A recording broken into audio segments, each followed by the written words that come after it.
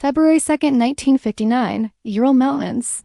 Us over the wind screamed like a banshee as Igor Dyatlov adjusted his frost-stiffened gloves. His 9 hikers trudged through waist-deep snow, their breath crystallizing in the -30 degrees Celsius air. They were elite students from Ural Polytechnic trained for this expedition. But the mountain, Kolatsyakol, Dead Mountain in the local Mansi town, had other plans. "We'll camp here," Igor barked, pointing to a slope. The group protested, setting a tent. On a slope was madness, but Igor insisted. "We're behind schedule. This'll do." As they hacked at the frozen ground with axes, Yuri Yudin, the 10th hiker, clutched his ribs.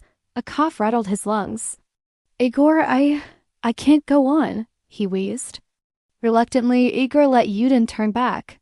It was a decision that would save Yudin's life and haunt him forever. That night, the temperature plunged. The nylon tent groaned under the weight of the snow. Semyon Zolotaryov, the group's photographer, snapped a final photo of Lyudmila Dubinina laughing as she scribbled in her diary. "The wind sounds like voices. Maybe the Mansi spirits are angry?" At midnight, the first scream tore through the darkness. Kolevatov, the engineer, bolted upright. "Did you hear that? It's coming from outside." The group froze. A low mechanical hum vibrated through the tent. The air smelled metallic, like burnt copper. Then came the lights, glowing orbs, neon green and pulsating, floating. "Just beyond the tree line. Meteors?"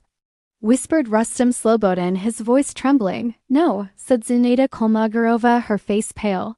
"They're watching us." Chaos erupted. Someone slashed the tent from the outside.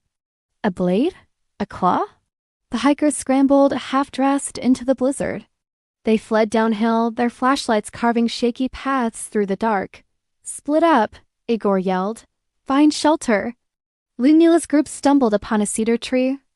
They built a fire, using branches and their own shredded clothes. But the cold was merciless.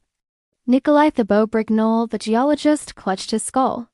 "My head, it's splitting, crack." His skull caved in, as if crushed by an invisible fist. Days later, search teams found the tent. It was abandoned, sliced open from the inside. Footprints led downhill, but some were barefoot. Others showed signs of crawling. The first bodies were found under the cedar tree: Lyudmila, Zinaida, and Rustem.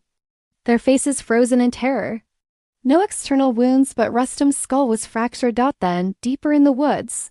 They found the others. Dorozenko and Krivonashenko were stripped to their underwear, their bodies clawing at the trunk of a pine tree. Their tongues were missing. Igor Dyatlov lay face down in the snow, his arms shielding his eyes. His ribs were shattered, but there was no bruising, as if the force came from within.